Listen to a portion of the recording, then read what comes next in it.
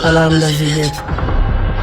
አንድ ባለጸጋ ለመሆን የሚፈልግ ደግ ኢትዮጵያዊ ሰው ነበረ። 29 ዓመት ሙሉ ላሙንም ደሙንም እያፈሰሰ ከሀገር ሀገር እየዞረ ሲነግር ከኖረ በኋላ በመጨረሻ ትልቅ ባለጸጋ ሆነ። ታዲያ ሁለት አይነ ስውሮች ወንድማማቾች ወደ ባለጸጋው መጡ።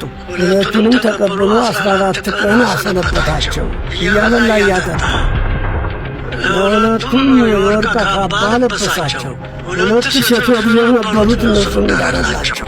በጣም ቸር ሰው ነው። ዓይናቸውን የሚያበራላቸው ብዙ ገንዘብ የሚያወጣ መድኃኒት ገዝቶ ሰጣቸው። እነዚያም ሁለት አይነ ስውሮቹ ወደ ሀገራቸው ገቡ። እንደተመኘላቸው ዓይናቸውን በራላቸው። ልጆች ወለዱ፣ ሀብት አፈሩ፣ ባለጸጎች ሆኑ።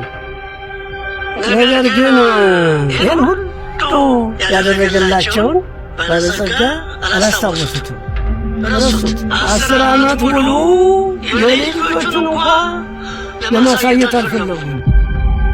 እነዚህ ሰዎች ረስተዋል። አንተ ብትሆኑ ምን ታደርጋለህ? እኔ ብሆን በወርቅ ካባው ነበር ምገፋል።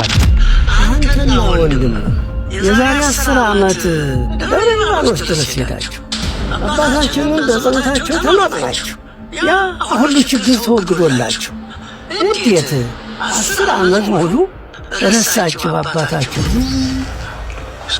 ይጭናል፣ ይክበድ፣ ውለታ መርሳት አይገባም።